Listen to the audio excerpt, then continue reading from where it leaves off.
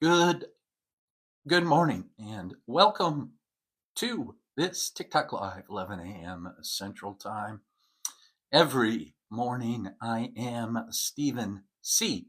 and you are at Steve C's on TikTok. You can also find me on other social media platforms under the same nickname at Steve C's every day at 11 a.m. Central Time. I, for about 60 minutes, go over the Course in Miracles, the lesson for the day, and then a section of the text that corresponds to that lesson for the day. And we use the Course in Miracles as a framework for discussion about spiritual subjects, esoteric and metaphysical principles and studies, spiritual texts and teachers. So if you enjoy that type of content, please join me every morning at 11 a.m. Central Time on TikTok or over on YouTube, where you can see a rebroadcast and a replay of this discussion. Follow this account if you get a chance, and follow me along on YouTube and all other social media platforms as we all return and wake up to the Christ consciousness within us, the truth within us. So let's begin as we begin every live and every session here by reading the introduction to the Course in Miracles. This is the introduction to the text, and it says this is a Course in Miracles. It is a required course. Only the time you take it is voluntary. Free will does not mean that you can establish the curriculum. It means only that you can elect what you want to take at a given time. This course does not aim at teaching the meaning of love, for that is beyond what can be taught. It does aim, however, at removing the blocks to the awareness of love's presence, which is your natural inheritance. The opposite of love is fear, but what is all-encompassing can have no opposite. This course can therefore be summed up very simply in this way. Nothing real can be threatened. Nothing unreal exists. Herein lies the peace of God. So that is the introduction to the Course in Miracles, and there's some important ideas there as we use that as sort of an opening prayer, setting a tone and a vibration as we go over the workbook lesson for the day and a portion of the text. But it does say in that introduction, quite importantly, quite primarily, that this is a required course. And it does not mean that this particular text or this particular way of achieving the goal and the purpose of the course, that this is the only way to do it. It is not exclusive in that sense. It says this is a universal curriculum to remember who and what we are, to wake up to the truth that is within us. Okay? This idea of self-inquiry, awakening, that is the idea behind the Course in Miracles. That is the purpose of the Course in Miracles. It says it's a required course. Free will only means that you can elect when to take the course. So you can delay, you can put it off, but delay of joy is needless, according to the Course, according to the text and the workbook. So let's get into it. Please hit the like button. That helps to distribute this live to other people. You can also share the live with the share button at the bottom of the app. Send it to some other people. Spread the word, spread the energy, spread the light, spread the love. And if you have not followed this account, please follow this account. I just put up some new content this morning. I did put up a little 4-minute piece of content about the text for today. The text is very important today, very interesting. So we will be going over that shortly, but let's begin by going over the workbook and looking at lesson 87. This is the 87th day of the year 2025, Friday, March 28th. We have almost completed 3 months of the year already. Almost. The first quarter of the year is almost complete. How about that? As time marches on, as the illusion of time and space marches on, as you and I, eternal beings, participate in this limitation known as time and space in order to edify our souls, to learn a little bit more about ourselves and each other, to learn a little bit more about the Son of God, as the Course in Miracles says it and points out. Universe is within. Yes, sir. Yes, ma'am. Absolutely. So, lesson 78. Let's begin. This is a review lesson. So there are 50 lessons to begin the Course in Miracles. Then there is a review of those first 50 lessons for 10 days, 5 lessons per day. Then from 61 to 80, we review those lessons again and again for 10 days. So there are now 2 lessons per day to review. And it's important to engage with the workbook in the Course in Miracles because this is the practical application of the theory, which is discussed in the text, which is described in the text. The workbook is the practical application of that teaching. So it says you don't even have to want to do the workbook. You don't have to agree with what's being said. You may even actively resist it. Nonetheless, work with the workbook. Go through the lessons. The Course encourages us to go through the lessons because our mind is undisciplined. We have an undisciplined mind that cannot and will not stay focused on the truth, that will not stay focused on God, that will not stay focused within. We're too easily distracted. We have undisciplined thoughts. And so the workbook is an attempt and the instruction manual for discipline, helping to discipline the mind and erase the old programming and install or help us to recognize and remember the thought system and the programming and the truth of our being in which we were created. To help us to remember that is the purpose of the workbook. So the first statement today, first review statement today from the workbook says, I will there be light. I will there be light. God said, let there be light, and there was light. And guess who and what the light is? You and I are the light. So now I will create in the image and likeness of my Creator. I will there be light. It says, I will use the power of my will today.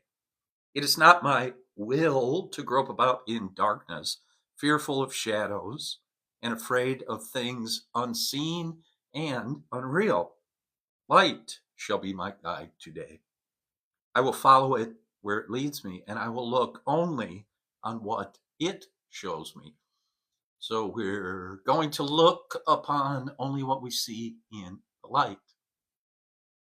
And the ego mind, the mind of separation, the mind of the belief in separation from the source, the belief in death, belief in division, war, frustration, anger. That is the thought system and the beliefs of the ego mind, mind of separation. So I'm not even going to look at those things. I'm not even going to acknowledge those things today. I will look only on what the light shows me. I will look upon only what I see that reflects love, light, peace, happiness, joy, and fulfillment. That is what I'm looking for today. And those are the witnesses to the truth that I will see if I simply set my intention to see that and be that. So I'm looking from that space to that space, and I'm bringing the kingdom of heaven to earth through that practice. This day, I will experience the peace of true perception, the true thought system, the truth, capital T, will lead to an experience of peace. So the Course is directing us into the experience, the vibration, the state of being of peace, eternal peace, peace that passes human understanding, peace that passes the changing peace of the ego mind, carnal mind, of the lower mind, peace that is interrupted, peace that can be chased away, peace that changes into frustration. We don't want that kind of peace. That is not real peace. That is a fake peace, P-E-A-C-E. It is fake, it is faux, it is ersatz. It is not real. The Course says nothing unreal exists. Nothing real can be threatened. Nothing unreal exists. So anything that shifts and changes is called not real in the Course. It is an illusion. It is part of a dream because it is not constant, because it is not consistent. So what we're searching for is a consistent peace, an eternal peace, a peace that does not waver, does not falter, does not disappear. And that is the kingdom of heaven. That is the atonement. That is our natural inheritance. So it gives three other statements of how to use the idea for the day. I will there be light. So here's three variations, other ways of thinking about it, other ways of extending that idea and expanding that idea. Number one says, this cannot hide the light I will to see. So in specific situations, when I find myself irritated with somebody, frustrated by a situation, impatient, disturbed in any way, I can say, this situation, this person, this outcome cannot hide the light I will to see.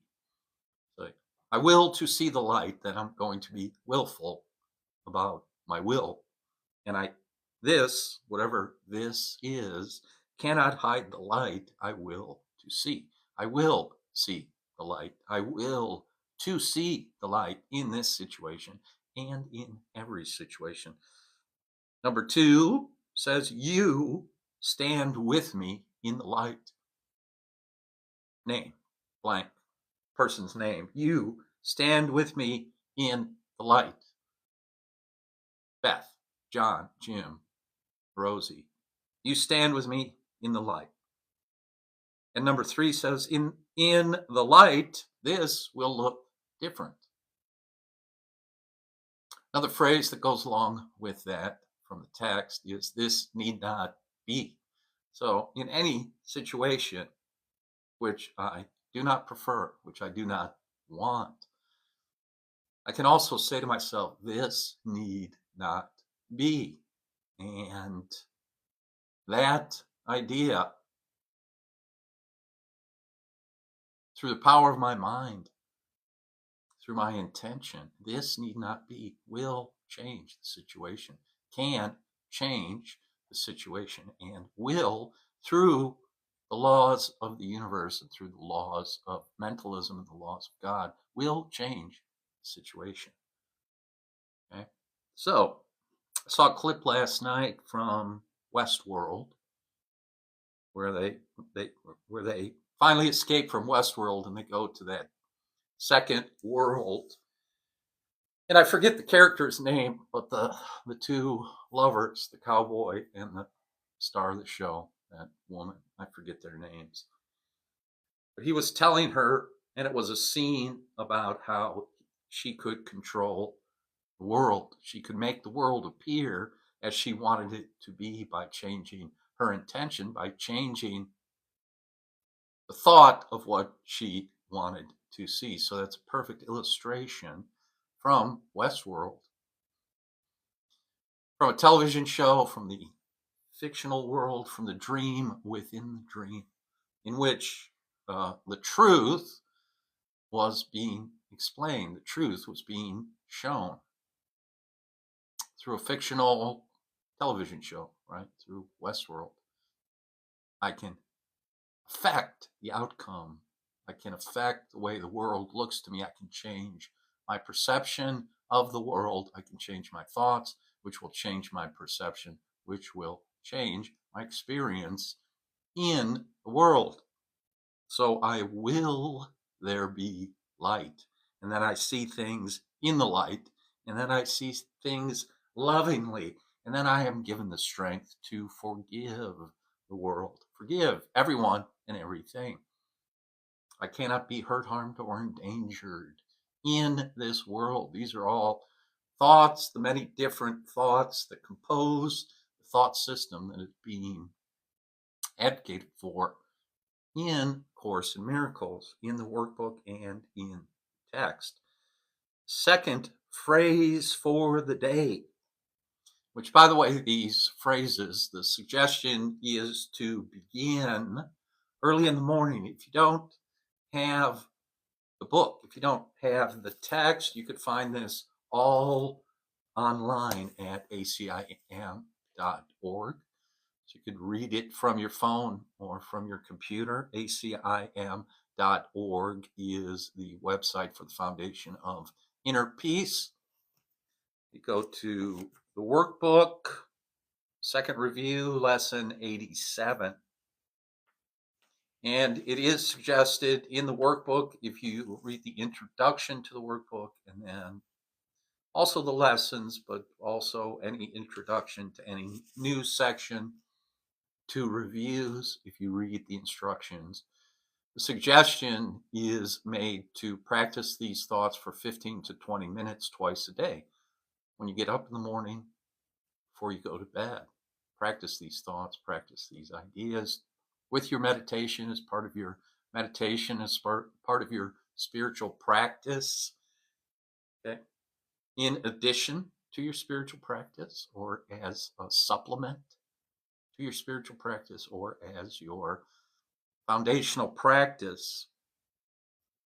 Read the two ideas, read the discussion, look into the other statements that are made, and then sit quietly, it says, and listen for the truth about these statements. Watch the thoughts that pass through your mind. Be still internally and externally. Sit still for another 10 minutes or more, however long your practice is in the morning. I know I tend to sit for a longer period of time. It could be up to an hour or more. And see what comes into your consciousness. Watch the thoughts that pass through our consciousness. Realize where they come from. Where do they come from? They just seem to arise if we really watch them with that witness consciousness that is within us, that unconditioned consciousness. the universal awareness that is within us, that is unconditioned, it has no characteristics. Pure awareness itself. You watch from there, that nothingness, that unconditioned awareness. The thoughts pass through it. The thoughts can be seen by it. Where do they come from? They seem to be there, don't they? I think so. Check it out. Check it out for yourself. Second statement, today I will there be light, number one, and number two, there is no will but God's. There is no will but God's. So, let's see what it says here. I am safe today because there is no will but God's. I can become afraid only when I believe there is another will.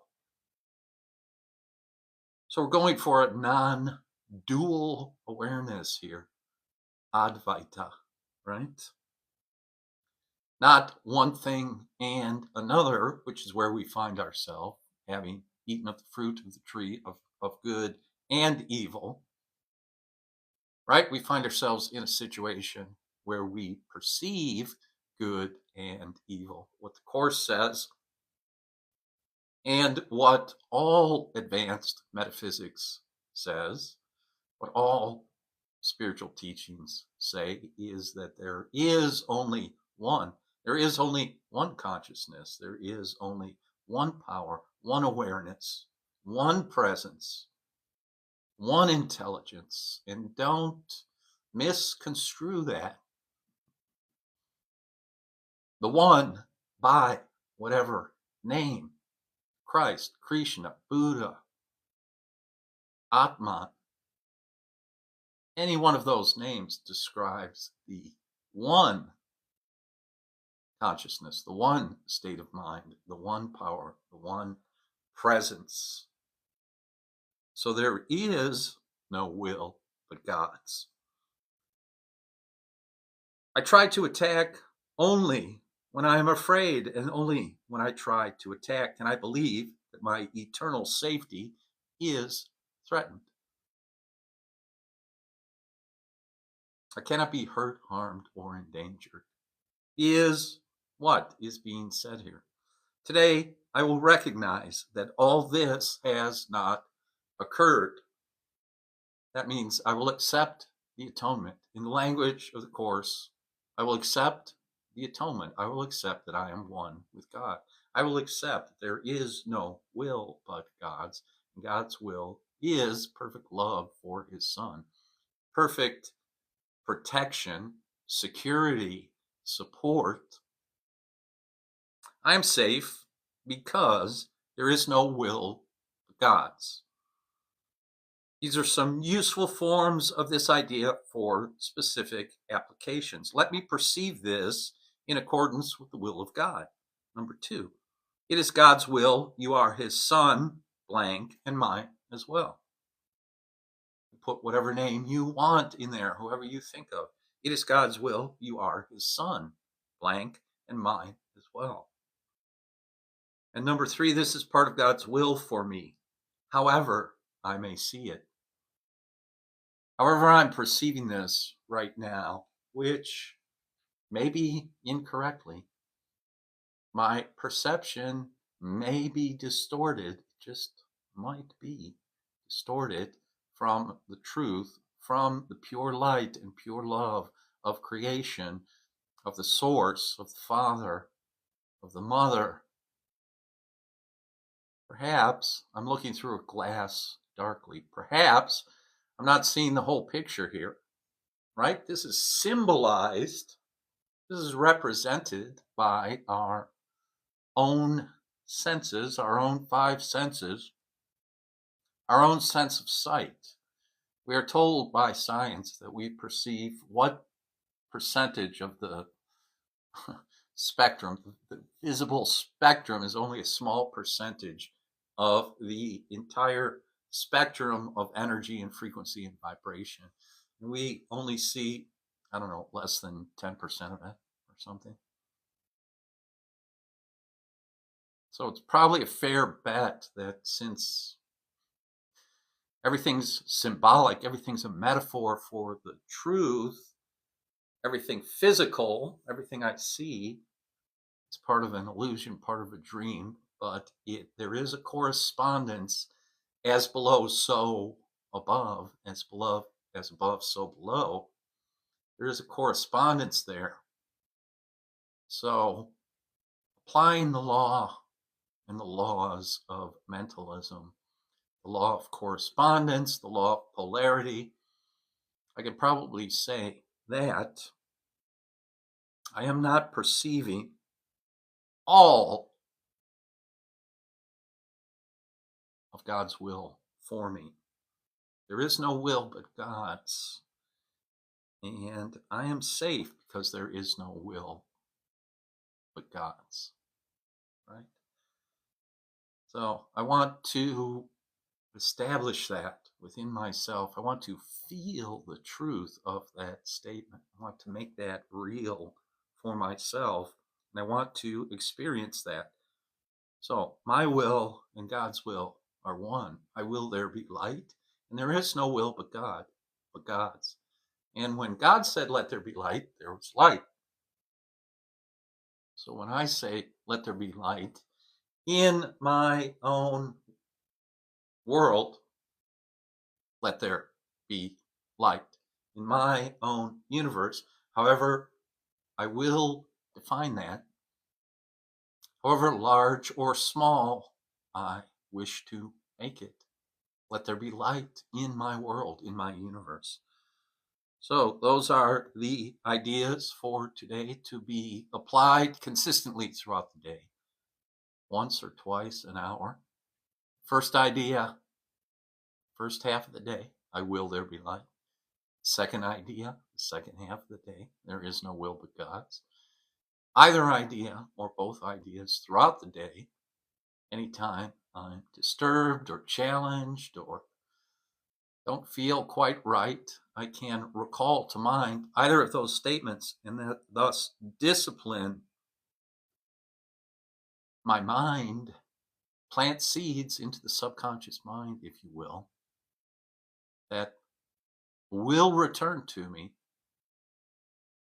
that will return the fruit of the Spirit to me. So that is the practice for today, along within the framework of the Course in Miracles. Okay, so that does not need to replace any other practice. It can be used supplementally, be used as a supplement. If you take supplements, you can take this spiritual supplement. You can take these spiritual vitamins, of course, and continue your other routines also. I find that Course in Miracles has worked for me, has worked on me, has worked in me. And so I like to share what I've learned and review, continue to go over it and share it in these lives on this channel. So like this live, follow along on this channel, hit the screen a few times, send a few likes this way, leave a comment. It's all appreciated. It's all helpful. It's all spreading the love. So now part of the text, chapter 11, section 4, is called The Inheritance of God's Son. And since we're on lesson 87, this is the 87th section in the text. So we're going 1, 4, 1, 4, 1 every day. A new lesson every day, a new section of the text. So today, chapter 11, section 4 is called The Inheritance of God's Son. The inheritance of God's Son. You and I both have an inheritance. We are both children of a very rich Father, a spiritually rich father and mother. We are part of a spiritually rich family, which of course translates into everything we need. Do not be deceived. Seek ye first the kingdom, all else shall be added. In the kingdom, once I know myself, once I understand who and what I am, then everything is given. Nothing really has to be earned. I was created as it, with it, by it. Now, some work does need to be done. Some spiritual discipline does need to be applied, and it is implied, and it needs to be applied, because I have wandered off into a far country, right? I've lost myself in the fields of matter, confused myself through my own teachings, through my own selfishness, through my own self-centeredness, right? So, all right, no big deal. Pick myself up, dust myself off, and get busy heading home, returning home, right? So it's a circle. My teacher teaches us 12 o'clock to 6 o'clock, the fall, called the fall. It's a journey into darkness, the Course in Miracles calls it, journey into forgetfulness. Then from 6 o'clock back up to 12, it's a circle back into the light, the journey back through the light to the source, the Alpha and the Omega, the beginning and the end. It is circular. Time is circular. There are cycles of time. The zodiac is a cycle of time. So check out this account. Go to my account, follow this account. I just posted some content this morning about that idea, the cycles of time. What cycle we're in? We're in the age of Aquarius, the beginning of the age of Aquarius, which is golden age, which is the age of redemption, which is the age of perfection. So we're heading right into it. Of course, we have to take out the garbage first. There has to be some purification individually and collectively. So you're seeing that happen right now. We're all witnessing that and participating in it. So welcome to the circus. Welcome to the amusement park. Welcome to the game, because it is on. The game is on. So let's go to chapter 11, section 4, the inheritance of God's Son, and see what the Course has to say about that. What is my inheritance? Never forget that the sonship is your salvation, for the sonship is yourself. Capital S in both cases, sonship and self. So the multiplicity is the singularity, right? The diversity is the unity. The sonship is myself. No one is excluded in the truth. All men are created equal. Then, and women, of course, then we're all off on our little adventures, so that it may look like there's differences and disparities and inequalities. However, it's all the same. It's all the same. It's still all the same. As the Course says, our creation was complete at the moment we were created, and nothing has changed. It's a central idea from this text, from this book. Nothing has changed. We are simply here on a little side hustle, if you will. A little adventure, little side hustle. Took a little detour we did into time and space, as Joel Goldsmith says in his book. We are in a parenthesis in eternity, which is what time and space is, which is being created by us for us, so that we can figure this stuff out, so that we can figure eternity out. And so the only way to discover what eternity is to discover what it is not. Then, once we get all wrapped up in what it is not, we can return to what it is.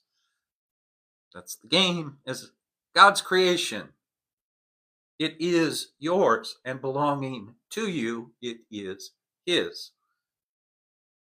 Salvation, the sonship, myself, all of those things belong to me. Creation, salvation, sonship, self, all equivalencies belong to me and belong to God. They're all the same. Yourself does not need salvation, but your mind needs to learn what salvation is. You are not saved from anything, but you are saved for glory. Glory is your inheritance, given you by your Creator, that you might extend it. Okay? Glory is the light. Glory is love. Glory is radiance. Right? I don't think anyone would disagree. And it is my inheritance. It is your inheritance, given you by your Creator, that you might extend it. Extend creation and extend the glory, extend the light, and extend the love. Yet if you hate part of yourself, capital S, all your understanding is lost, because you are looking on what God created as yourself without love. And since what He created is part of Him, you are denying Him His place in His own altar. That is where the true idea of original sin, of guilt, of shame arises, is in my rejection of God, in my rejection and dismissal of the source of my being. That is what makes me so nervous, because I believe God, right, the punishing God that we're all so familiar with, will punish me, will be angry with me, and will seek retaliation. He will kill me. He will crucify me. No? Okay. So, trying to straighten that out in our own mind, trying to figure that out and make that a little less fearful. Increase our understanding of that symbology, of those metaphors, so that I don't feel guilty.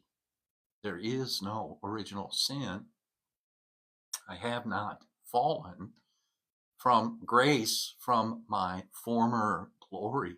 I am restored. I am resurrected. I am the life right now, eternally in this moment of now, without the past and without the future.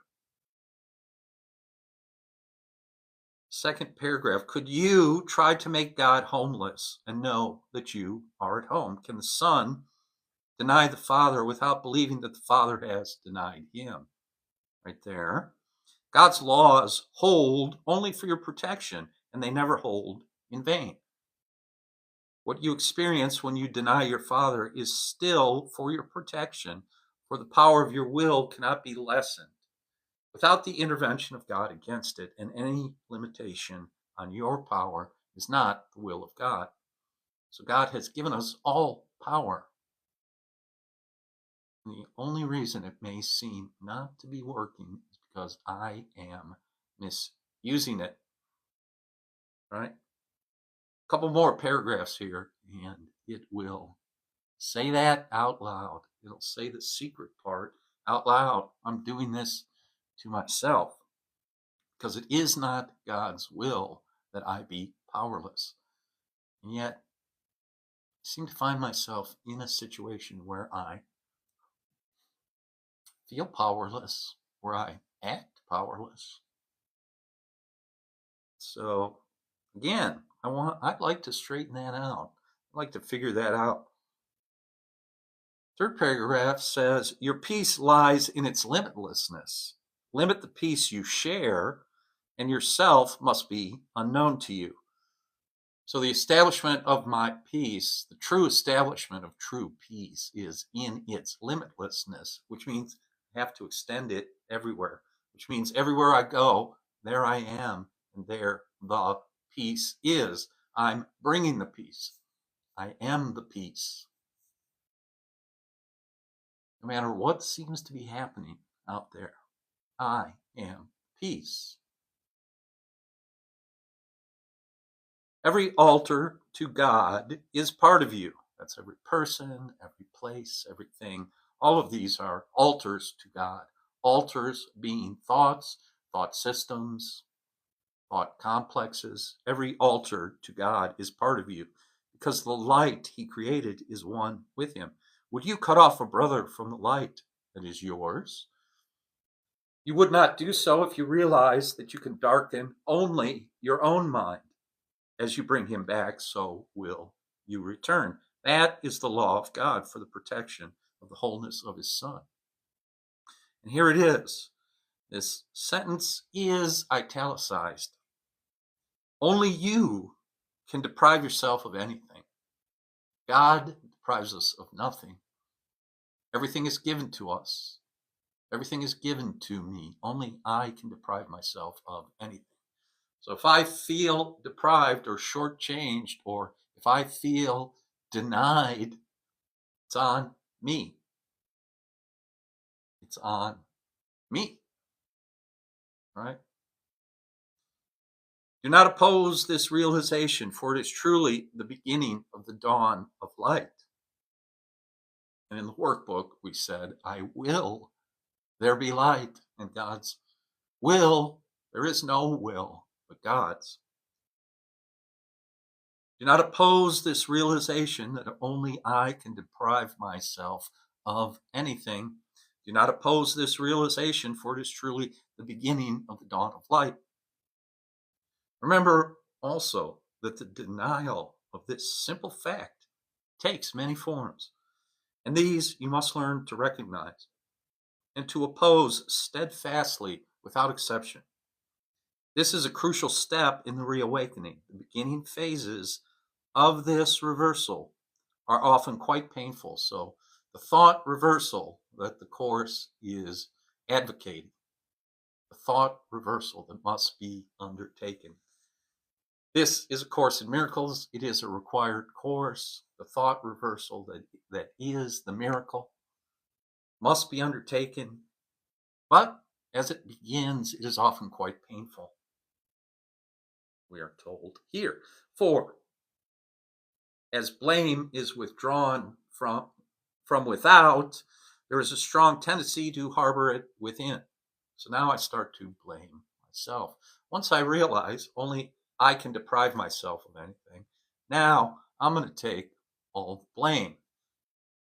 There again, trust me, is that Catholic guilt. I speak from experience. There is that Irish Catholic guilt. That's all on me. Okay, the martyr complex, right, becomes quite painful to be a martyr. Do you know, in the Catholic tradition, who the first martyr was? Saint Stephen. I am Stephen C.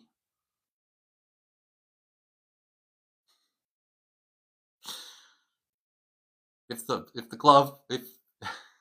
glove fits, wear it, right? So the beginning phases of this reversal, thought reversal from the ego mind to the Holy Spirit, is often quite painful, for as blame is withdrawn from without, as I don't project my shadow onto you, there's a strong tendency to harbor it within. Then if I don't deal with that shadow material, with that trauma, with that whatever, childhood abandonment, rejection, all those ideas, if I don't deal with it, I still haven't solved the problem. I'm still going to feel guilty. I'm still going to feel poorly about myself. It is difficult at first to realize that this is exactly the same thing, for there is no distinction between within and without. So again, we're going for the singularity, the unified mind, one consciousness. So this within is the same as what's going on around me. If your brothers are part of you and you blame them for your deprivation, you are blaming yourself. And you cannot blame yourself without blaming them. Why? Because the sonship is one. God created us as one thing. Each of us individually, yes, a unique expression of a universal thought called the sonship by the Course in Miracles. Unique individual expressions of the collective idea, the unified idea called the sonship. That is why blame must be undone, not seen elsewhere. Because if I blame you, I'm blaming myself. If I blame myself, I'm blaming you, because there is no blame. There is no guilt. There is no sin. There's just mistakes in perception, which the Holy Spirit is here to undo. There is only forgiveness. There is only awakening from the dream.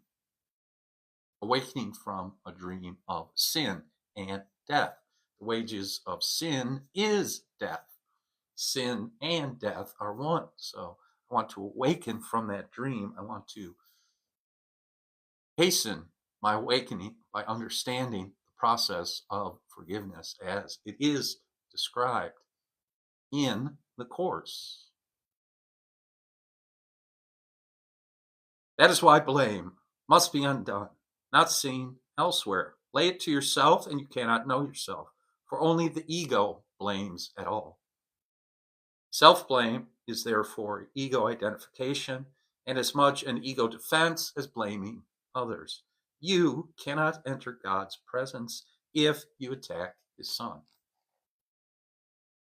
When his Son lifts his voice in praise of his Creator, he will hear the voice for his Father. Yet the Creator cannot be praised without his Son, for their glory is shared and they are glorified together. Christ is at God's altar, waiting to welcome his Son, but come wholly without condemnation. For otherwise, you will believe that the door is barred and you cannot enter. So that brings to mind Scripture, right? Do not come to the altar with your offering until you have forgiven your brother. And if you have anything against your brother, go back to your brother and reconcile yourself with him. Then make your offering at the altar is an explanation of what that just said. Really, you can't get to the altar without forgiveness. If there's any condemnation in my mind, I cannot get to the altar of light and love, right? So go to your brother, go to your closet, forgive 70 times 7. But love yourself with the love of Christ, for so does your Father love you. You can refuse to enter, but you cannot bar the door that Christ holds open.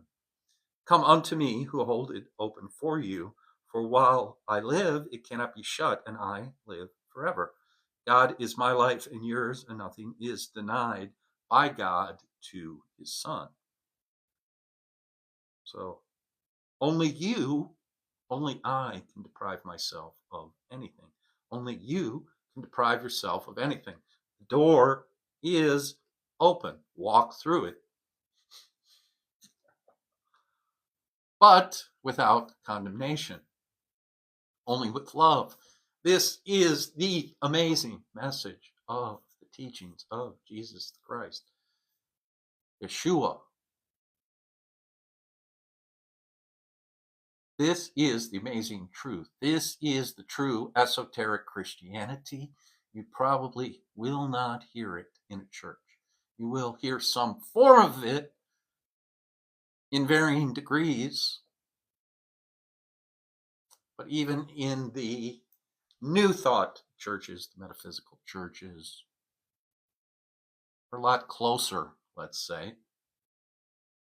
But keep going, always keep going. I worked at a couple metaphysical churches, a couple New Thought churches.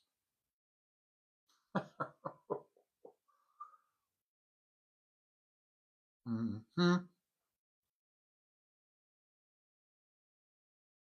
It's like a hospital, a lot of sick people. Why are you going to a hospital? To get healthy?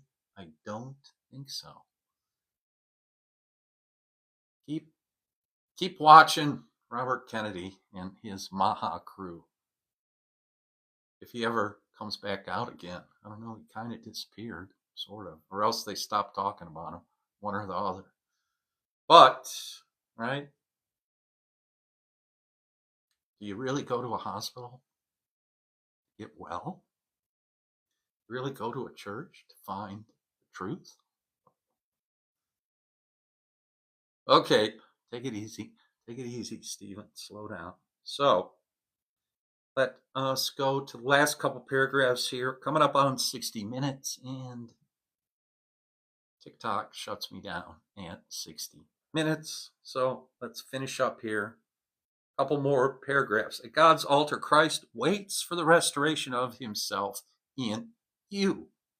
God knows his Son as holy, blameless as himself, and he is approached through the appreciation of his Son. Right? So through the appreciation of the world, through the appreciation of everyone and everything in the world.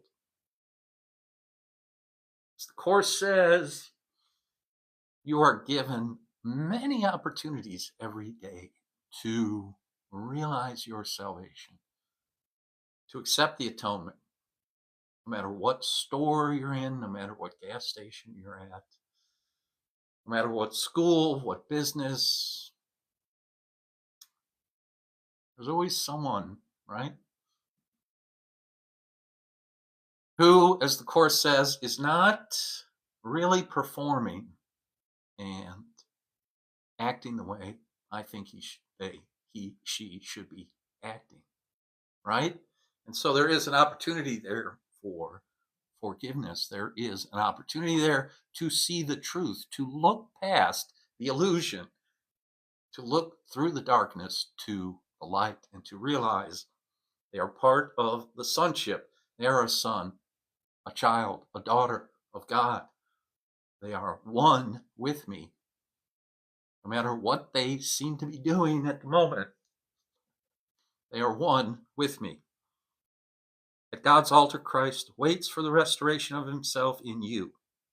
Christ waits for your acceptance of him as yourself and of his wholeness as yours, for Christ is the Son of God who lives in his Creator and shines with his glory.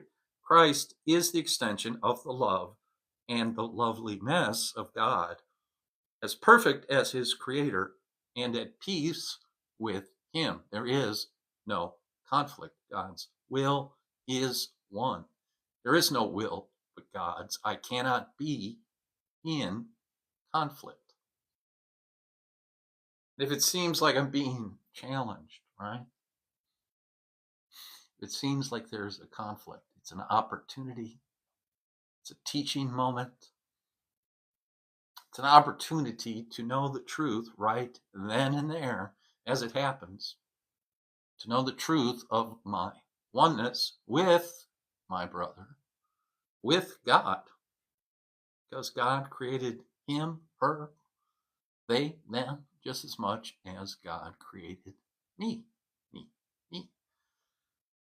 So blessed is the Son whose radiance is of his Father and whose glory he wills to share as his Father shares it with him. This Course in Miracles is so awesome. I think it's so awesome. I mean, you really think about what it's saying. You can really hear it. It's incredible.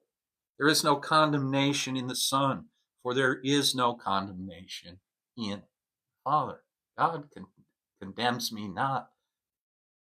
Therefore, no more do I. Sharing the perfect love of the Father, the Son must share what belongs to him, for otherwise he will not know the Father or the Son. Peace be unto you who rest in God, and in whom the whole sonship rests.